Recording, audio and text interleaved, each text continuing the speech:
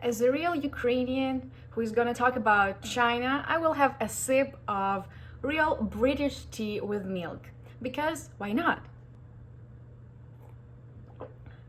This is a damn good tea, not coffee, guys. By the way, I really think that milk tea is much better for breakfast than coffee. Because if I have coffee in the morning, I will destroy everything on my way. And of course, having tea without chocolate is not good. But we're here to talk about China. Yes, yes, yes. I'm never tired of talking about China. Probably my friends are, but you know what? That's why they are my friends, because they accept me the way I am. Mwah. Short background. So I studied in China for almost 5 years. It was like language courses and it was master's degree. So then I realized maybe I do have the right to actually tell a little bit about that experience and 5 things I found extremely cool about the Chinese universities. You know what? Maybe some of them are not cool, but it's just 5 facts I really got my attention hooked on when I was there. By the way, don't look at my hair, I just washed it and it's a little bit frizzy. Number 1 is, of course, food. Food. Because Chinese culture is all about food. It's not only about campus, university. It's, it's like this binding element for people. If you are trying to make a business deal, you are inviting your business partner to a nice restaurant. And of course, you're gonna pay for all those expensive meals to show your generosity, to show your willingness to actually be a partner of this other person or this other group of people, to show that you are successful and you actually can pay for this kind of food. So this is one point. Another point is just to become closer with your friends. You will always go to have some food together, and in general, having a meal by yourself is not cool in China. But of course, this is not including university, because in university it's a little bit different story. Of course, different people have different schedules, and it's absolutely fine to have a meal by yourself. But actually, when I was at language courses, still I would say very rarely I had meal by myself. When I had usually I would always have food together with my either classmates or friends. However, after they left, I actually had a lot of experience of having food by myself. But why am I mentioning food? And here I would say, because I studied in like top universities of China. This is Shanghai Jiaotong University, Fudan University, and Tianjin universities. And basically, of course, I would consider, about language courses, I will say something in a different video, because I would say it's absolutely different experience. But here I will concentrate more, I guess, on Shanghai Jiaotong University, where I got my master's degree, because this was something like a Chinese culture. I was basically immersed into this real Chinese campus life, let's put it this way. Made actually for Chinese students mostly. And the food, our Shanghai Jiaotong University campus, because it was pretty far from downtown, we had like multiple canteens, around, I don't know how many, but 7, 8, even 10 maybe, around the whole campus area. You could like try everyone, you could try a new meal every day and choose the one you like. This is something, of course, mind-blowing for me, to be honest. And of course, the prices are very affordable, because this is campus. So you have very yummy food for very affordable money, and the diversity of this food is just... But on top of that, it's not only canteens, you could also go to some restaurants, because campus also had multiple cafes, all those cute Asian vibes cafes, like with books, with nice vibe, with different like cute things out there, milk tea, fruit tea, whatever you wanted. The diversity was literally mind-blowing. Another point is students. Let's put it this way, quality of students.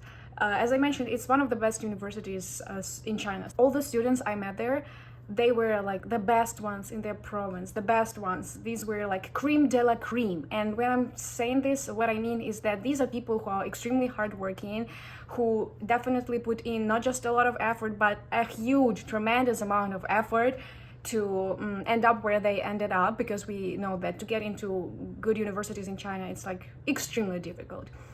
So of course I found this inspirational, let's put it this way, because these are very hardworking people, but they are also smart, they know a lot, and that's something that definitely always pushes you forward. But at the same time, okay, there was a con about this whole situation. I definitely felt a lot of pressure, right? Even though I'm a foreign student, we can say that the treatment to foreign students and locals still can be different, but at the same time, you still do feel a lot of pressure by seeing how people are constantly talking. In my case, everyone was constantly talking about thesis, publications in Chinese journals, how it is difficult and all that stuff. And of course, eventually, if you are in this for a couple of years, it can impact your mindset. It can impact how you feel in general about the whole situation, because at that point, I believe for many, the life is just this graduation, the thesis. I don't know, maybe they are just talking about this and they can distract, but in my case, I take a lot of things directly, and of course, at some point I did feel too much pressure, but that was fine. Eventually, I handled the situation and it was good. But I also want to mention that I took some courses with the bachelor students, and I already felt that the whole vibe was much lighter. It was easier. Of course, they have competition, but what I heard from the local students, they actually told me that comparing to how difficult it was in school, how much time they spent on actually preparing to get into these universities, they did find the university actually easier, more free. They already didn't have parents constantly nagging them and telling them to study hard because they have to get to the universities and blah blah blah. But I guess because of the master's degree and especially the requirements, particularly in my university, a little bit harsh, I guess that was what I experienced. So here's point number 3. Big universities also have a diverse international student scene, let's put it this way. Of course, I didn't really have access to them when I studied masters. Let's put it this way, apart from that, I lived in the dorm with other foreign students, but all my classmates, all my courses were with locals. But from my previous experiences from language courses, and I still managed to find friends from other programs, like English language programs, for example, the friend from US who studied actually material science in the same university. And those international students are really fun. As you know, not everyone will go to challenge themselves and study in China, especially a degree, not just a language course, because these are also differences. So already these people are real adventure lovers. They definitely don't mind taking challenges. They don't mind absolutely immersing themselves in a different country and living there for a decent amount of time, by the way. And you know, just living is one thing, but living and actually having this academic pressure, it's absolutely different, while at the same time you have to adjust to the new surroundings, to a lot of different things, a lot of bureaucratical procedures to finish. So I do have respect for those people, and the point is, you can see people from different parts of the world. It's like I had friends from US, from New Zealand. I even seen people from if I remember it correctly, something like Samoa, South Koreans, of course, a lot of them, Japanese students. I don't know, it's just really fun because it's like in this area, you have access to every culture and you can talk to these people, learn something new. Of course, that's really fun. That's definitely the point I loved a lot about studying in Chinese university. Number 4. Okay, of course, I'm sharing experience based on my university, but I do have to say it's very similar to the previous 2 universities, and let's talk about the nature and the campus itself. First of all, every campus is huge. Apart from our downtown actually campus, it was pretty small, but the nature was still very beautiful. There's always gonna be a lot of grass, like park kind of vibe, a lot of beautiful trees, flowers. The Shanghai Jiao Tong University campus, oh my god, that's huge. And we had a lake. We actually had multiple lakes, those bridges, those gardens, those beautiful trees, those beautiful streets, and then you just ride a bike. I mean, this is definitely very beautiful and very pleasant. It's like this whole small city with international students, also with local students. It's very pleasant, especially right now here when I'm in Canada. I do think that spring here arrives very late, and it makes me very sad. I do appreciate those moments when everything was blooming, this warm, nice weather. That definitely impacts how you feel. You could just go lie down on this beautiful, clean lawn and enjoy the weather, study something. By the way, I would combine these 2 things together, I guess. If this is not only about the nature itself, but it's also about the cleanliness. It's very clean, neat.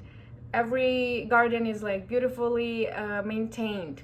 I do think it's partially like this cultural aspect, especially according to Feng Shui.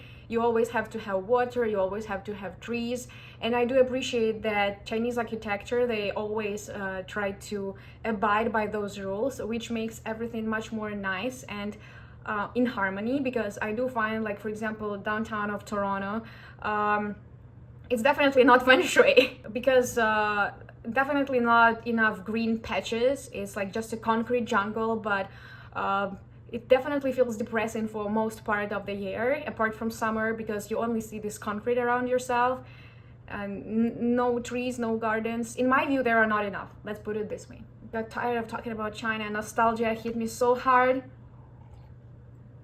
Of course, nothing is perfect. The grass is always greener, and I had my amazing moments just as I had very tough moments, especially during the master's degree, that period of time when COVID hit, a lot of changes, a lot of different unpredictable situations. So not like everything was perfect, but I'm just sharing the 5 facts that I find very nice about the Chinese campus. Many of you may say, well, you know what, it's just literally like those other foreign Western universities.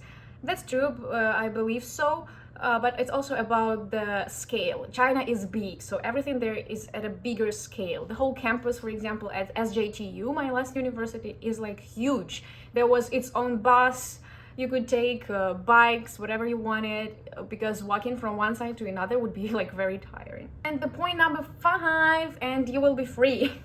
With this knowledge, you can go and continue your day or night or wherever that is. Oops. And it disappeared. Point number 5 is safety. It's not only about campus, by the way, it's about the whole, I would say, China. Okay, I cannot talk about all the cities, but Shanghai, for example, Tianjin, where I live, very safe cities, big cities, I would say. Funny, right? Big cities, safe. A real oxymoron in terms of Western culture. Like big city and safe? Come on, no, that's not. But that's what it is in China, at least what I noticed. I could go on a bike ride at 3 a.m. as a girl, wearing no matter what I wanted, and I would absolutely not care about my safety. I would just enjoy, you know. I had this kind of experience just knowing that I actually can do that. I can have these night bike rides in very distant, unknown areas, and I wouldn't be worried that I would experience something unpleasant or unpredictable like here. I would definitely do a lot of those things I wouldn't dare do it, for example, in North America, I guess even in Europe or in any other cultures and countries, to be honest. And that's what I miss the most, is that you can satisfy your adventure loving spirit in any situation. You didn't really have to do a lot about that. You just take a bike share and you know what, you just choose on the map or just on the bus line or wherever there is just an area you haven't explored yet, especially in Shanghai. Later on, after I discovered a lot of the after I learned a lot about the downtown and like Midtown, let's put it this way, I actually went to very distant areas, like new ones that used to be villages, but later on they became parts of Shanghai, just to see how people live there, because it's still a little bit different from downtown. And I don't know, this is unforgettable experience. You know, you just take a bike, then you take a metro, and you just explore. It's not really about, I went already a bit far from the campus, but it's also about the campus. You know, you could go, you're feeling like, okay, I can't sleep or whatever. It's such a nice summer night, you know, it's so warm, so fragrant with all those flowers. Why not just take a bike ride at 2 a.m., at 12 a.m., right? And you can do it, and you really don't worry about anything. And that's definitely something cool. Next time, I'm gonna talk about unpredictable situations that happened to me in China, and some of them were very unpredictable. I guess not many even foreigners experience them. So I'm looking forward to making a video about that. Please subscribe. In this channel, what am I doing in this channel? I'm experimenting, to be honest, because I started it when actually I was in China, but due to academic pressures and everything, I didn't really have enough time to maintain that. Now, unfortunately, or fortunately, I do have a full-time job, and my screen time is already like definitely much longer than it is recommended for us. Therefore, unfortunately, making videos, I don't make as much videos as I wanted to do that, but we'll see. I'm still trying, and what I'm sharing, last night I decided to share more of this kind of format, like different things, like unpredictable things that happen, or maybe my favorite places in Shanghai, because I lived there for a decent amount of time, right? Like 4 years, 4 or 5, whatever. But I also was sharing educational content. It takes much longer time and longer preparation. But tell me if you're interested in that educational one. I do have advanced level, which is basically when I read official websites in Chinese language together and translate them like in real time, let's put it this way. And then I do provide vocabulary lists, but this is like a very advanced level of vocabulary and texts, I would say. I'm not really interested in sharing like basic level Chinese because there are millions of channels, and usually I want to share something when it's educational content. I would say something that I also learn. Please check out, for example, my video about Sanbao Zhengce, 3 guarantee measure policy in China. This is very useful, for example, for suppliers, not only suppliers, but for business owners or people who are dealing with China, especially want to enter the Chinese market. I guess that is a must to know about that kind of policy. And yeah, that's what we are having, guys. Now you are free, my stars. See you next time.